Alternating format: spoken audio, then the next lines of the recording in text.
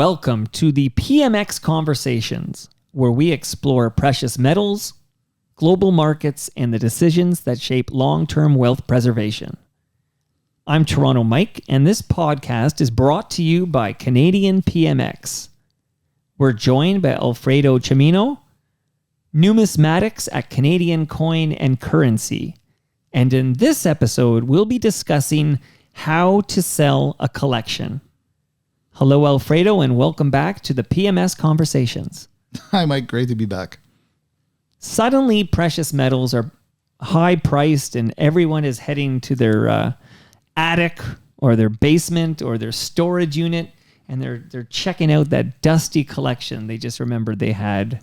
Do you have any tips for someone who's done that and now looking to sell their collection? Oh, absolutely. Yeah, with precious metals markets being as wild and crazy and seeing unprecedentedly high levels, especially in silver and gold, a lot of people are finding these old collections that they've had or these accumulations that have been handed down to them, and they don't know what to do. They are lost. So first thing I'm going to say is there are answers out there. They're not all online, but we're here to help answer any of those questions you've got. The first thing I'm going to say is don't clean anything. Do not clean anything. Let a professional take a look first and help you get things kind of organized and see where your value is. Okay, I'm glad you're hammering home that pro tip, because the first thing I would do is clean it. No. Cleaning coins, banknotes, all that kind of stuff, it disturbs the original surfaces, the finishes on these things. Just like collector cards or collector cars, you really want to keep things in their original state. You do not want to alter anything. Doing anything like that damages them, and it will completely reduce the purchase price on that item. Is it sufficient, Alfredo, for me to just take digital photographs of my the coins, or do you need to bring in the coins? So if you're just looking for sort of like some surface information on it, you can take a picture of the front and the back of the coin or the banknotes, and you send an email to your local shop or whatnot, and they'll try and give you an idea of a price. But nothing really beats being able to see the thing in natural light in your hands, to see small little problems with it, or let the luster kind of really tell its story and see how well this thing shines in a natural environment. Right, and that's your preference as a professional. Oh, 100%. I've been doing this for 25 years, and no picture ever does the item justice in any time. And the funny thing is, everybody will always send a picture of the front of a banknote, for example, but the most wear and tear is always shown on the back. And that's where I always say to people, please send me a picture of the back of the note as well. And again, you can't see things like pinholes and small micro tears. Right. Okay. And when they're talking to a professional like yourself, are there any bad questions? There really are no bad questions. If you don't know this industry... Except that question I just asked. That's the only bad question. There really are no bad questions, because the reality is that not everybody can know this. This is such a niche area of expertise. So how can anybody know all these catalogs and encyclopedias of numismatic coins and banknotes and all that? There's a lot to know. I've been doing this 25 years, and I don't know everything there could possibly be, which is one of the reasons I love this, is because you're always learning. But right. I would say ask as many questions. And sometimes you're going to get those dealers that have been, doing this a long time, and they're jaded and they're tired of answering the same questions. But, it's you as the person who's selling the collection. You really want to make sure you're comfortable with that person, and that person is answering the questions that you need them to answer, so that you can make an informed decision, and you could be comfortable knowing that that collection is going to, that you're going to get the proper value for that collection.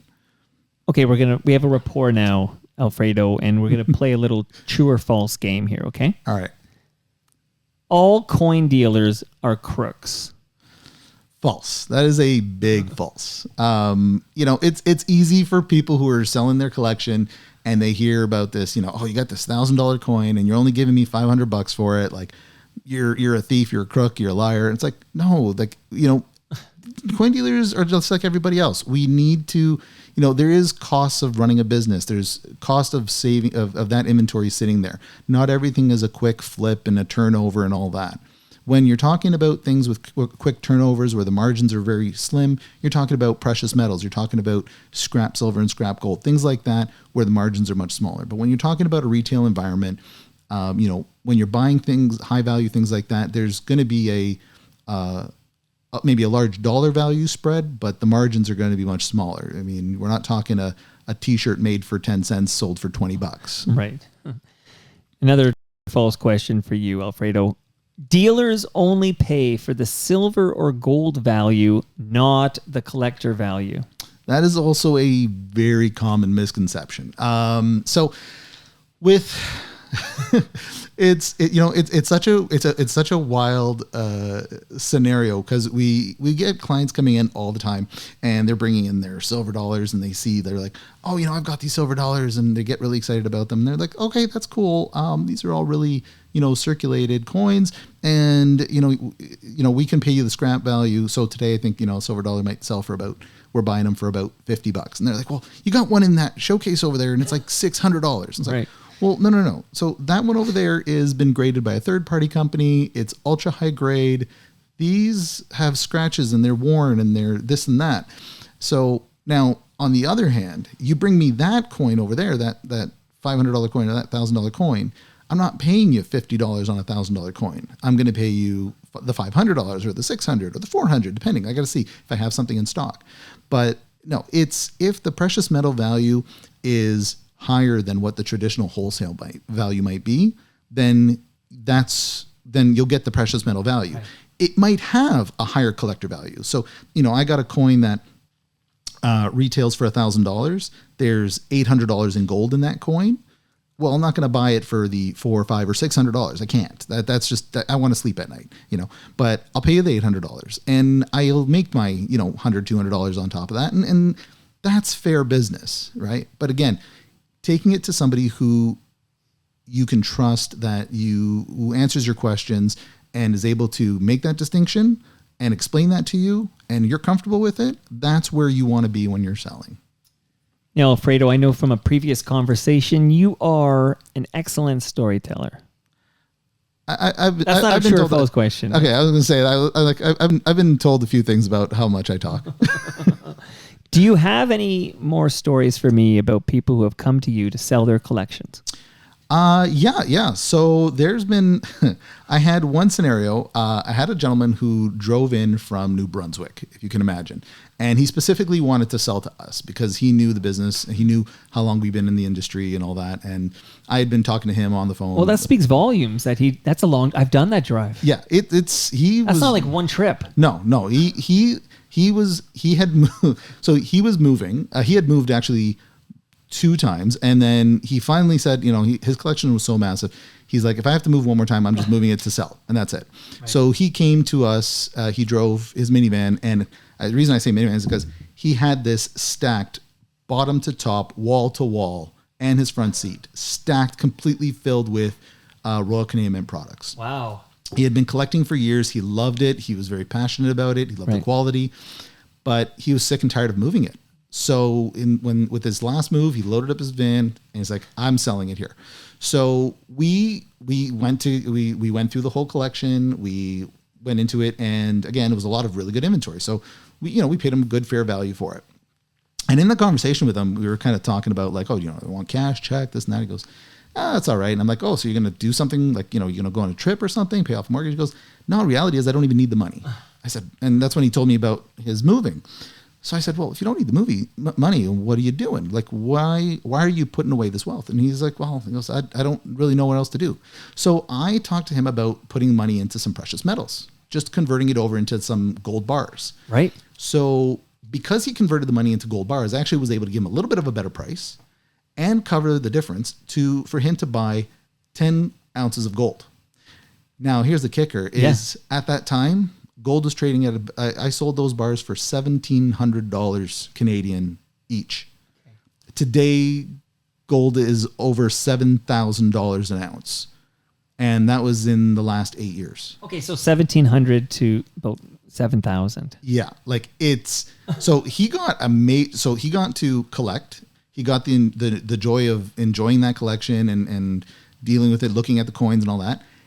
And then he got to convert it into a more compact, convenient package of wealth that was able to fit in his glove compartment. Right. And if he's holding on to it today, and I hope he is, he just made a killing. Oh, wow. And that's the way to preserve wealth, right? Yeah, and I can't imagine the fuel inefficiency of that minivan drive with all those Royal Canadian Mint coins in there. You know what? It is a lot of packaging, and that's I'll tell you. But again, it's one of those things when you're passionate about it and you love what you're doing. Right. It's just absolutely great. Well, I'm passionate about these stories, Alfredo, so I need another one. Hook another one to my veins. Okay. There was this. This is okay. So I sense a good one coming on because you're lighting up like a. Okay, no, this one actually made me really smile. So I have this young kid come in, and he'd been in a couple of times, and he's always asking a few questions here and there. And again, I try not to be that jaded old man that doesn't want to entertain kids. So, but he came in, and in this one particular day, he was there with his mom, and he says, he goes, "Oh, I got something I want to show you. I want to know what it's worth." And I said, "Okay, cool." So he hands me this big plastic tray with all these coins listed, and there's 13 of these American silver dollars. And I'm looking at them, I'm like, okay, and I take a closer look, and they all have this CC logo on it. The CC means Carson City. So Carson City, for anybody who doesn't know, was a very small mint in the United States, and they produced so few coins that they're pretty much all worth significantly more than their silver value, even at today's really high prices. And this kid had this tray with every single date, including the rarest dates of these silver dollars. He had 13 of them. I was like, and I at first I thought they were fake. I like, that was my first instinct, is like, okay, you got these like fake dollars. And he tells me how his grandmother was able to pick this up at a flea market or at a garage sale or something for like, I'm just going to say dirt cheap. I'm not going to say anything more than that, but really, really cheap. Anyways, I'm just like flabbergasted by this thing. And am I allowed to use the F word?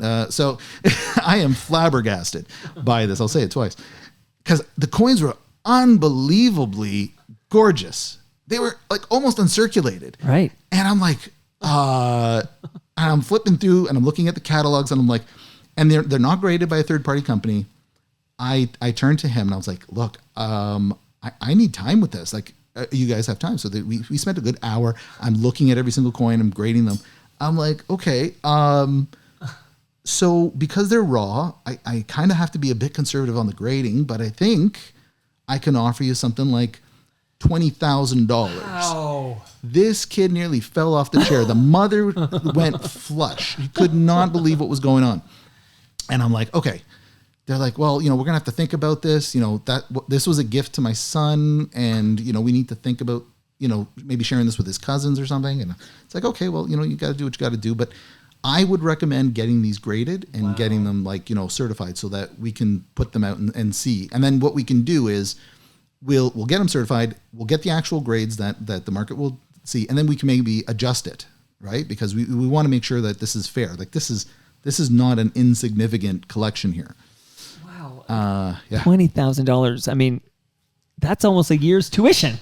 Yeah. Well, no, this kid's university was paid. Like right. No, he was like 13. Like he was young. Right. But it was just a treasure that they found. And he was so excited and I was excited for him. Like it's one of those things. Do you have any sense of, what number they were looking for, expecting to hear? Like, was it going to be like $400, $500? So, I mean, at the time, silver dollars were selling for, you would have bought an American silver dollar for $35, $40. Okay. So there was not really a whole lot of excitement. Right. Now, the kid did know a little bit about coins and he understood, Carson City Mint and all that kind of stuff. What worries me about situations like that is people who don't know, right, and people who are not in the know, who would have brought that to somebody, and whether that person may have been a little bit less ethical, and says, "Oh yeah, these are, we can give you $100 each for these, or we can, this and that," and there are those kind of people out there. There's, they're just like there are saints, there are sinners too. Okay, but this begs the question, Alfredo, because I think it's key you avoid those type of people, okay? The unethical dealers. So how should one choose their coin dealer?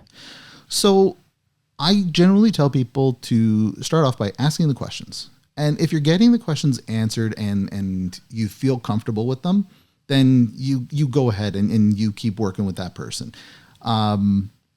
Ask lots of questions, and it's not about pushing people's patience. It's just you need to have those questions answered. Talk to your friends or family. Right. Chances are there's a good chance one of them has dealt with somebody at some point in time, for better or for worse. And you'll know the people that you'll want to avoid, and you'll know the people that you're getting along with. It's those reviews that you're going to go on. You go online, you'll see the Google reviews, all that sort of stuff, and those are a good kind of a good standard.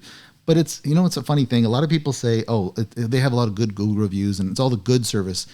I like to look at the negative reviews, and I like to see, how did they make up for their mistake? Because let's face it, we make mistakes. Right. Everybody, we've been doing this. I've been 25 years doing this, and I make mistakes. It's how we make up for those mistakes. How do we correct it? How do we address those? And it's in how we fix those mistakes that shows our true character. And, I've closed a lot of deals with people who I've made mistakes with. Why? Because it's like, you're right. I did miscalculate. I did miss that. Thank you for pointing that out. I apologize for that. But, so let's fix that and let's fix it right. And you can tell when you're talking to somebody, their sincerity. You can tell whether they're just giving you the line or who you're comfortable with. You've got to trust your gut. And if you're not comfortable with a person across the counter, then you know what? Maybe you're not in the right place. Great advice. Speaking to friends and family, see who they've worked with in the past. Always a good idea. I like your idea of looking at the negative reviews. And you said know the people that you're getting along with. And I think we're getting along, Alfredo. This was fantastic. Yeah, it's great. It's great being here. And this is a lot of fun. These are the kind of messaging. This is the messaging I tell my clients to share with their friends, their families who are going across. So being able to do that in this format where anybody can see this, I would encourage everybody, pass this video on, let people hear the truth, let people hear what we're saying, so that they can make those decisions. Because in the long run, you don't know what you don't know. And if you're not sure what to do, that lack of information is going to stall you. It's going to stop you from being able to do something. And there's no point in holding on to something that's valuable that you could put towards some better use. And maybe leave a Google review regarding Alfredo's hair. Right on. I'm down. Well, thank you for joining us and sharing your insights today, Alfredo. I appreciate it. Thank you very much, Mike. And we appreciate your expertise and your perspective. Thank you. To learn more about Canadian PMX, visit CanadianPMX.com. You can also follow Canadian PMX on social media for market updates, announcements, and future episode releases. I'm Toronto Mike, and I'll see you in the next episode of the PMX Conversations. Thanks for listening.